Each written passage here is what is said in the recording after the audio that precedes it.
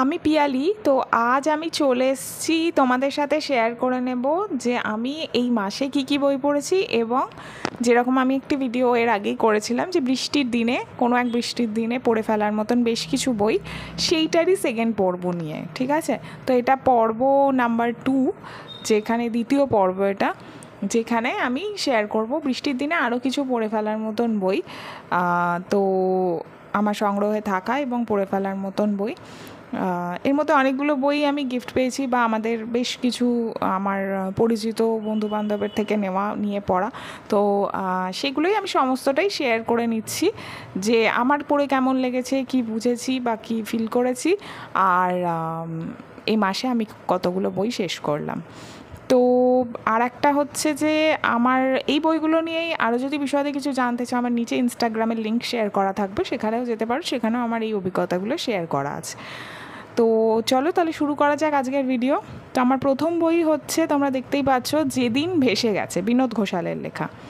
আচ্ছা, তো আমি মোটামুটি পরপর এখানে বলছি না, যেভাবে পড়েছি, যেরকম আমার কাছে আছে এখন সেই অনুযায়ী বলছি। আর বইগুলির বিষয়বস্তু নিয়ে আমি বেশি বিশদে বলছি না। আবারও বলছি, যদি তোমরা বিশদে জানতে চাও তো আমার ইনস্টাগ্রাম প্রোফাইলটা ভিজিট করতে পারো।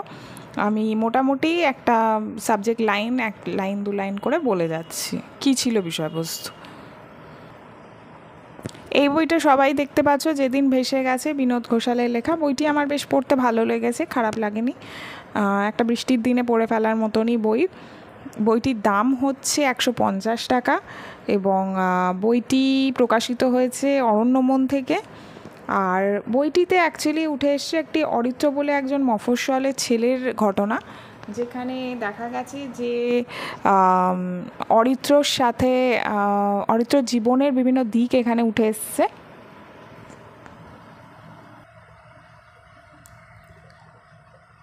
অরিত্র নিজস্বতাকে খুব সোচ্চারভাবে প্রকাশ করতে পারে, সে খুব প্রতিবাদী একজন ছেলে।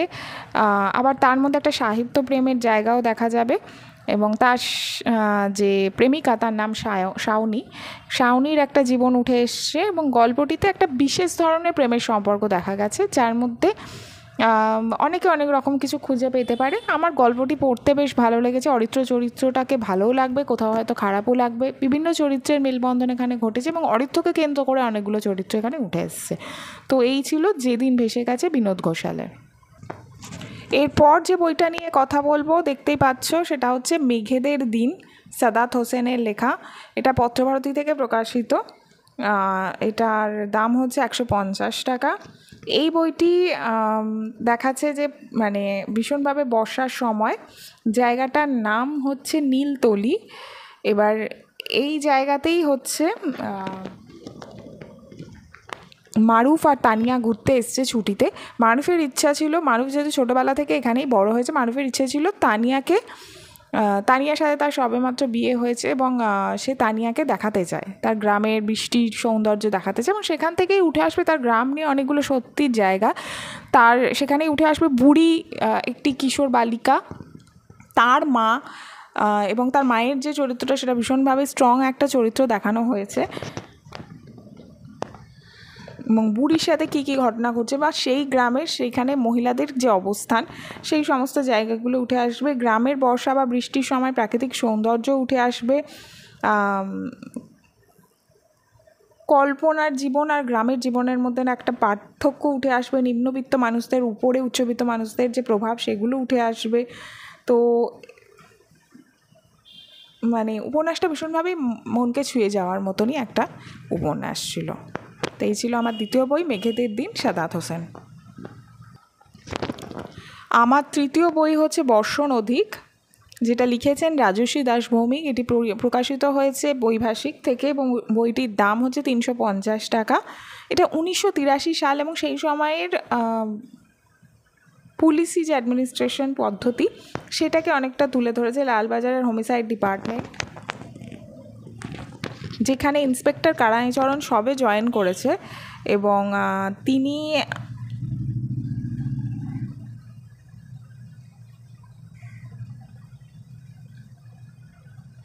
এখানে ইন্সপেক্টর কানাইচরণ সবে জয়েন করেছেন, এবং তিনি তার সিনিয়র মতিদার আন্ডারে কাজ করছেন এবং কাজ শিখছেন সেই সময়।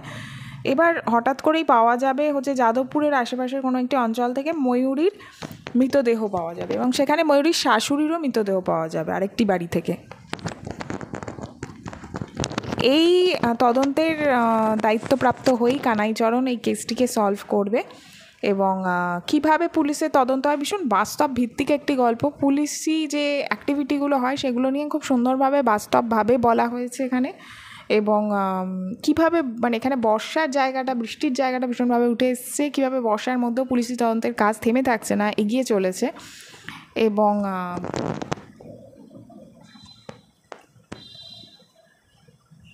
কানাইচরণ একজন মানুষ হিসেবে কীরকম সেটাকেও ভীষণভাবে এখানে জোর দিয়েছেন লেখক। তো ভীষণভাবে বাস্তবিক ভিত্তিক একটা উপন্যাস, পড়তে খুবই ভালো লেগেছে আমার। তো এই ছিল আমার তৃতীয় বই, বর্ষনদী, রাজর্ষি দাস ভৌমিক। আচ্ছা, এরপরে আমি যে বইটার ব্যাপারে বলবো সেটা অ্যাকচুয়ালি আমার লাস্ট বই হওয়া উচিত ছিল, কারণ বইটি আমি জাস্ট শেষ করেছি কালকেই। তো বইটির নাম নির্জনে বৃষ্টি। বইটি লিখেছেন বিশ্বজিৎ সাহা। বইটি প্রকাশিত হয়েছে সৌমিত্রা থেকে, এবং বইটির দাম হচ্ছে 250 টাকা। তো এই বইটিতে দেখানো হয়েছে বৃষ্টি নামের একটি মেয়েকে, যে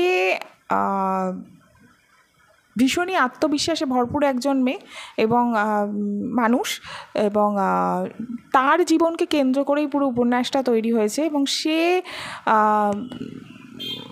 তার জীবনের যে বিভিন্ন রকমের জটিলতা আসছে বিভিন্ন কিছুকে কেন্দ্র করে, তার সাথে প্রথমেই দেখা যাবে এখানে দুটি গল্প আছে, মানে একটা গল্পেরই দুটি পর্ব আছে। একটা হচ্ছে ডুবসাঁতার, এবং তারই পরবর্তী পর্ব হচ্ছে নির্জনে বৃষ্টি।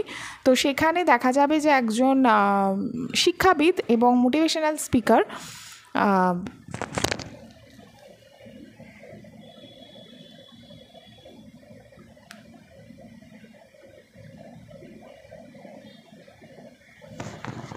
সাগ্নিক রায়চৌধুরীর সাথে তার একটি কাহিনী জড়িয়ে যাচ্ছে, এবং সেখান থেকেই জানা যাবে যে কেন বৃষ্টি এই মানুষটির সাথে জড়িয়ে আছে, এবং বৃষ্টি তারপর লেখিকা হিসেবে তার একটা পরিচয় গড়ে তুলবে।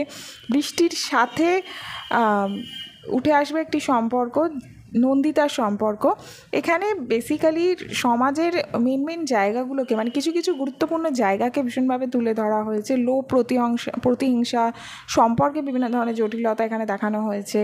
সম্পর্কে কীভাবে চালাকি করে অনেক কিছু করতে হয় আজকালকার যুগে, বা করছে মানুষরা, বিভিন্ন মানুষ বিভিন্ন পরিস্থিতিতে, সেই জায়গাগুলোকে নিয়ে এখানে লেখক একটা আলোকপাত করেছে। সমকামিতা, উভকামিতা, এই জায়গাগুলোর যে সামাজিক একটা কঠিন বাস্তব আছে সেই জায়গাগুলো উঠে এসছে। ধর্ষণের প্রসঙ্গ উঠে এসছে, এবং যৌনকর্মীর উপর হওয়া ধর্ষণও যে ধর্ষণ, এই যে চেতনা, এটাও যে অনেকের মধ্যে নেই, এই জায়গা নিয়েও কিন্তু লেখক তুলে ধরেছেন অনেক কিছু। তাছাড়াও মানসিক অসঙ্গতিপূর্ণ শারীরিক চাহিদার যে বিষয়গুলো উঠে এসছে। তারপরে গল্পটির শেষটিও অসাধারণ ছিল। তো এই গল্পটি আমার মনে হয় যে ভীষণ গুরুত্বপূর্ণ আজকের সমাজের জন্য একটি গল্প। এখানে বহু বাস্তবিক সামাজিক কিছু প্রেক্ষাপট এবং সামাজিক কিছু ইস্যু নিয়ে লেখক এই গল্পটি লিখেছেন। তো আমার বেশ ভালো লেগেছে গল্পটি।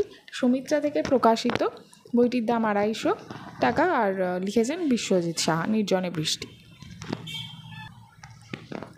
এর পরের বই হচ্ছে উদ্ভবলিঙ্গ, যেটা এখানে দেখতেই পাচ্ছ সৌরভ চক্রবর্তীর লেখা, এবং এই বইটি বিভা থেকে প্রকাশিত। এই বইটির দাম হচ্ছে 345 টাকা।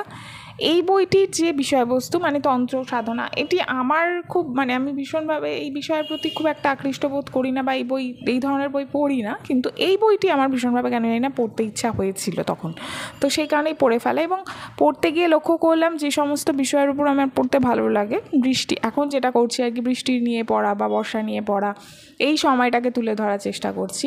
তো সমস্ত কিছু, পাহাড়, প্রাকৃতিক সৌন্দর্য, বর্ষার যে একটা জায়গা, এখানে কিন্তু সবটাই পাওয়া যাবে, বিভিন্ন মানুষের চরিত্র। আচ্ছা, এই গল্পটির মধ্যে যদি আসি আমি, গল্পটিতে যেটা দেখানো হয়েছে, পবন কুমার নামক একজন চরিত্রকে দেখানো হয়েছে, যে একজন শিল্পী, কিন্তু তার এই শৈল্পিক সত্তাটাকে নিয়ে কিছু প্রশ্ন জাগতে পারে। কেন প্রশ্ন জাগবে? কারণ সে কোথাও একজন তান্ত্রিকও, কোথাও একজন সাধনা করে। এবার সেই সাধনার সাথে শিল্পকে কীভাবে মিশিয়ে এই কাজটাকে দিনের পর দিন বছরের পর বছর করে চলেছেন। তার জন্য কিছু মানুষের জীবনে কীভাবে সেটার প্রভাব পড়ছে, কীভাবে উঠে আসছে মানুষের নিজের মুখোমুখি হওয়ার জায়গা, নিজের রিপুকে জয় করার। এই যে আমাদের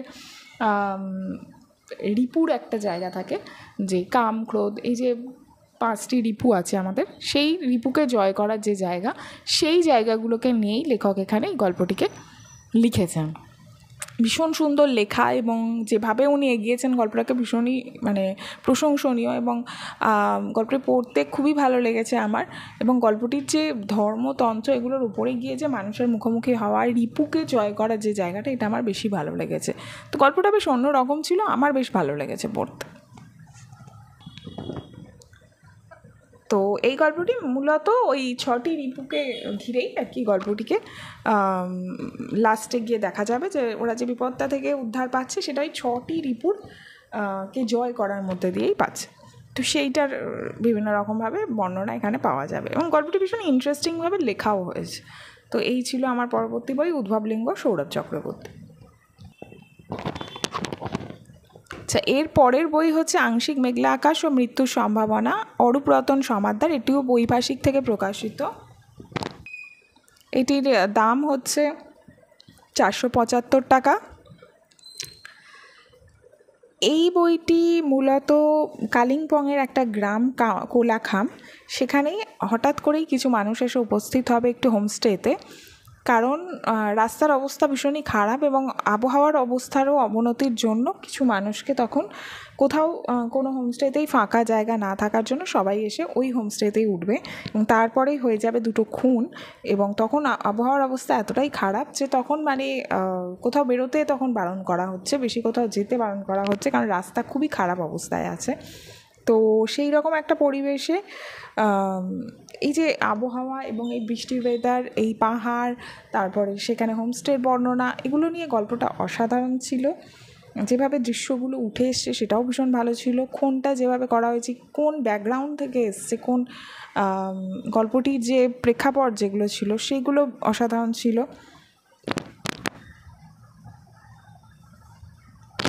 চরিত্রগুলোকে পরপর যেভাবে দেখানো হয়েছে সেটাও বেশ ভালো লাগবে। শুধু একটু কখনো কখনো একটু অবাস্তব লেগেছে, কারণ প্রত্যেকটা চরিত্র যেন ভীষণভাবে মনে হয়েছে যে খুব পারফেক্টলি একটা খুনের জন্য বা এরকম একটা ঘটনার জন্য সাজানো। সেটা তো হয় না, অনেকেই থাকে যেগুলো, অনেক কিছু থাকে একটা সত্যিকারের ঘটনায় যেটা সাথে ঘটনাটার কোনো মিল থাকে না, বা সেরকম জায়গা অনেক এমন কথাও আসে যেগুলো হয়তো সত্যি নয় বা খুব একটা গুছিয়ে বলা নয়।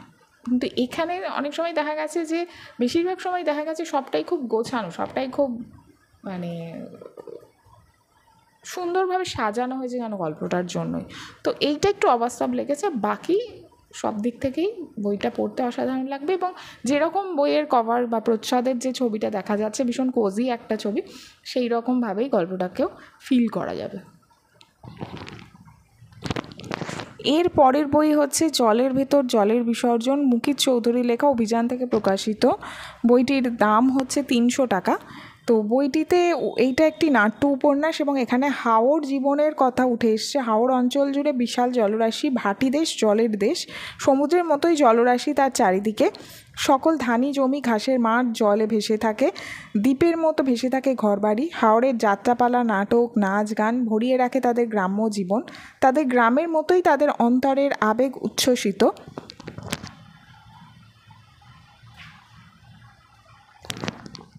মেয়েদের পোশাক পরে কিশোররা সেখানে নাচ গান করে। আঞ্চলিক ভাষায় তাদের ঘেটু বলা হয়। জোরদাররা তাদের যৌনসঙ্গী করে আত্মতৃপ্তি করার চেষ্টা করে। এই উপন্যাসের রায়বাহাদুর প্রভাবশালী ঠিকাদার, গ্রামের মানুষের উপর তিনি অত্যাচার করেন। ঘেটুপুত্র ননী, তার আত্মা কমলিকা, ঘনশ্যাম, শঙ্কর, এরা হচ্ছে মুখ্য চরিত্র। তাদের জীবন, তাদের আবেগ এবং উপলব্ধি মিলেমিশে গেছে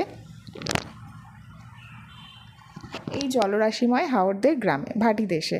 আচ্ছা, উপন্যাসে নদীর সাথে ননীর যে কথোপকথন সেটা ভীষণ ভালো লেগেছে। আত্মোপলব্ধির জায়গাটা বেশ ভালো লেগেছে। রায়বাহাদুর তার নিজের ক্ষমতার জোরে যেভাবে শোষণ ক্ষমতা চালিয়ে চলেছে গ্রামের মানুষদের ওপরে, সেইটায় মহিলাদের সামাজিক অবস্থান উঠে এসছে, এবং তার মধ্যে থেকেও কমলিকা নিজের জীবনের ব্যাপারে যে দৃঢ়ভাবে সিদ্ধান্ত নেবে সেটাও একটা বেশ উল্লেখ করার মতন বিষয়। ননির একটা প্রতিবাদ আছে এই গল্পে, সেটাও বেশ উল্লেখ করার মতন বিষয়। নাম আর বিষয়বস্তুর জায়গা থেকে এই উপন্যাসটা ভীষণভাবেই সার্থক বলে মনে হয়েছে, এবং এখানে একটা সমকামিতার জায়গা উঠে এসছে, যেহেতু এই কিশোর বালিকারা বালকরাই বালিকা সেজে যে নাচ গান করতে করতে তাদের মধ্যেও একটা চেতনা তৈরি হয়, সেই জায়গাগুলোর একটা প্রচ্ছন্ন জায়গা এখানে তুলে ধরেছেন। তো সেই জায়গাটা এই উপন্যাসে কিন্তু লেখক তুলে ধরেছেন। তো সব মিলিয়ে এটা বেশ একটা ভালো উপন্যাস ছিল। এরপর আমি যেটা নিয়ে কথা বলবো সেটা হচ্ছে সেরা প্রেম সেরা রহস্য, অভিজ্ঞান রায়চৌধুরীর লেখা, বিভা থেকে প্রকাশিত।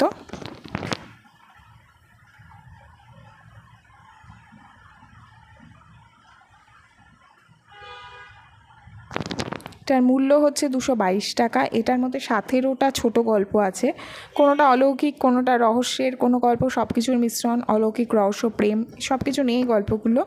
যে গল্পগুলো আমার ভালো লেগেছে সেগুলোর মধ্যে হচ্ছে সামান্য একটা খেলা, যেদিন ঘরের তালা খুলে বেরোলাম, চাঁদটাপুরের সাহিত্য সভা, অসত্য, হঠাৎ দেখা, কিডন্যাপড, স্বপ্নের সেই রাতটা, তোমাকে নিতে এসেছি, এই গল্পগুলো বেশ ভালো লেগেছে।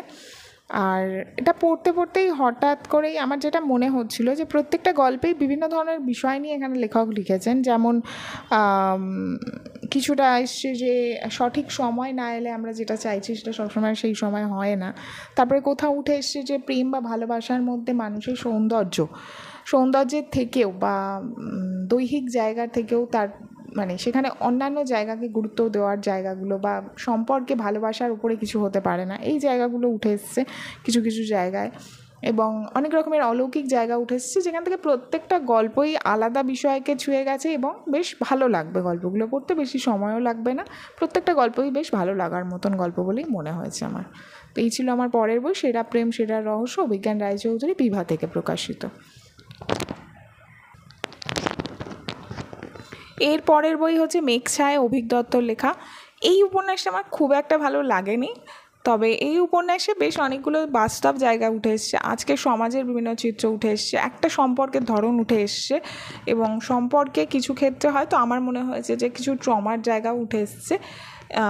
তো এখানে অনন্যর সাথে ঐশানীর দেখা হবে ঘুরতে গিয়ে, এবং সেখান থেকেই তাদের উপন্যাসটা এগোবে, তাদের প্রেমের কাহিনীর সাথে সাথে তাদের ওঠা নামা, বিভিন্ন ধরনের পরিবর্তন, তাদের জীবনের বিভিন্ন রকমের পর্যায়ে তাদের মধ্যে যে পরিবর্তনগুলো নিয়ে আসবে তাই নিয়েই ছিল এই উপন্যাস।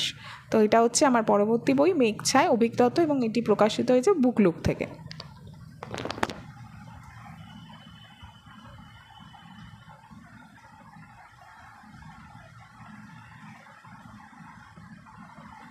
আর এটির মূল্য হচ্ছে 200 টাকা। এরপরে আমি যে বইটার কথা বলবো সেটা হলো নভেম্বর রেইন, কৌশিক সামন্তর লেখা।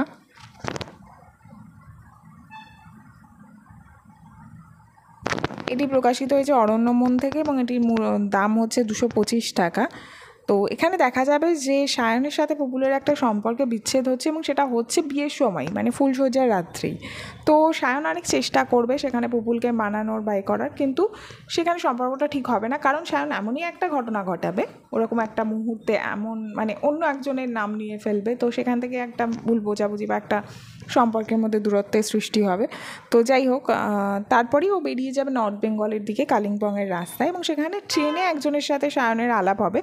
তিনি ওকে যেতে বলবেন ফিকলে গাঁও বলে একটি জায়গায়, এবং সেখানে কেন যেতে বললেন, সেখানে কি হচ্ছে সেই নিয়েই পুরো গল্পটি।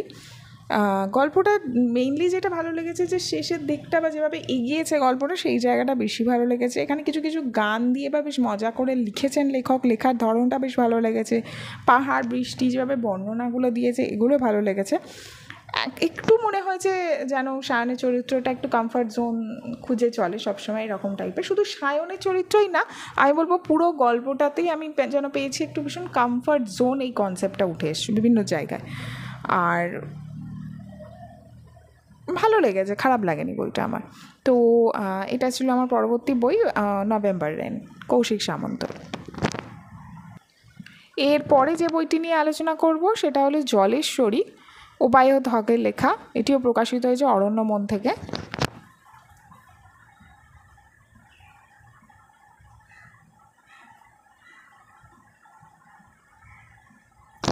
এটির দাম 200 টাকা।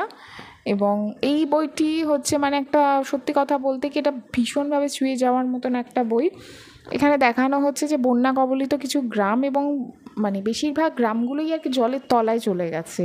সেখানে মানুষের জীবনযাত্রা কীরকম, মানুষ কীভাবে সেই সময়গুলোতে থাকছে, মানে জলে ভেসে যাচ্ছে মানুষের লাশ, সবাই খুঁজছে একটা ডাঙা, এরম অবস্থা। তো সেইখানেই দুজন মাঝির সাথে কাজল আমেরিকা থেকে এসে মানে নিজেকে হারিয়ে ফেলবে আর কি সবার সাথে, তাদের জীবনের সাথে, তাদের জীবনের সংগ্রামের একটা অংশ হয়ে উঠবে কাজল। কেন কাজল এরম একটা গ্রামে এলো হঠাৎ করে, সে কি খুঁজতে এলো, তার জীবনের কী রহস্য, সেগুলো আস্তে আস্তে উন্মোচিত হবে। এবং তার সাথে সাথে উন্মোচিত হবে বন্যার কবলিত কিছু গ্রামের মানুষের জীবন। এবং সেখানে ছোট ছোট জিনিসগুলোর গুরুত্ব খুব বোঝা যাবে, এক ফোঁটা জলের গুরুত্ব, খাবারের গুরুত্ব কতটা, এই জিনিসগুলো উঠে আসবে এবং সেগুলোর মধ্যেই কাজল কোথাও হারিয়ে যেতে থাকবে। গল্পটা অসাধারণ উপন্যাস ছিল এটা একটা। আর এটা সত্যিই খুব মনে রাখার মতন একটা উপন্যাস। আর তো এটাই ছিল আমার পরবর্তী বই, জলেশ্বরী উভয়ধক। শেষ যে বইটির কথা বলবো সেটা হচ্ছে রাত ভরে বৃষ্টি, বুদ্ধদেব বসু। ভীষণই পরিচিত একটি বই, যেটি 1970 সালে অশ্লীলতার দায় যেটিকে ব্যান করা হয়েছিল এবং বলা হয়েছিল এটি নাকি সমাজের জন্য ক্ষতিকারক। তো বইটিতে মূলত দেখানো হয়েছে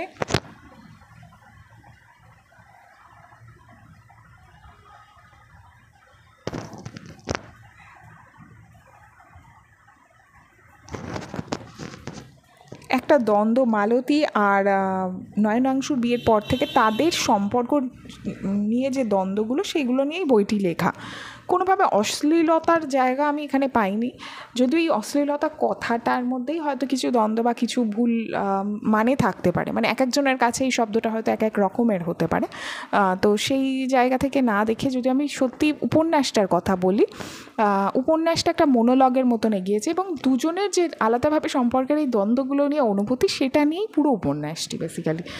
তো এটার মধ্যে একটা গভীরতা আছে এবং এই উপন্যাসটি কোথাও কোথাও সামাজিক কিছু পরিকাঠামোকে প্রশ্ন করেছে, হয়তো ডাইরেক্টলি হোক ইনডাইরেক্টলি হোক। বইটির লেখার ধরন আমার বেশ ভালো লেগেছে এবং বুদ্ধদেব বসুর লেখা নিয়ে সবাই পরিচিত যে উনি ভীষণভাবে সত্যিটাকে সামনে তুলে ধরেন, কঠিন বাস্তবকে। তো একটা অসাধারণ বই ছিল, এটা বেশ ভালো বই ছিল। আর এই বইটির এটার মূল্য হচ্ছে 300 টাকা। তো এই ছিল আজকে আমার পড়ে ফেলা এই মাসের কিছু কিছু বই, যা আমি তোমাদের সাথে শেয়ার করে নিলাম মোটামুটি অল্পভাবে। তো এই বইগুলো আমি এই মাসে শেষ করেছি এবং বইগুলো বৃষ্টির সময় যদি তোমরা কোনো বই পড়তে চাও তো এই বইগুলোর মধ্যে অবশ্যই পড়ে দেখতে পারো, আশা করছি তোমাদেরও ভালো লাগবে। তো আমার যা যা অভিজ্ঞতা আমি তো সেগুলো বললামই, আবার খুব তাড়াতাড়ি তোমাদের সাথে কথা হবে হয়তো অন্য কোনো বই বা অন্য কোনো ভিডিও নিয়ে। তো ততদিন পর্যন্ত সবাই খুব ভালো থেকো। আজ এই পর্যন্তই, আবার খুব শীঘ্রই দেখা হচ্ছে।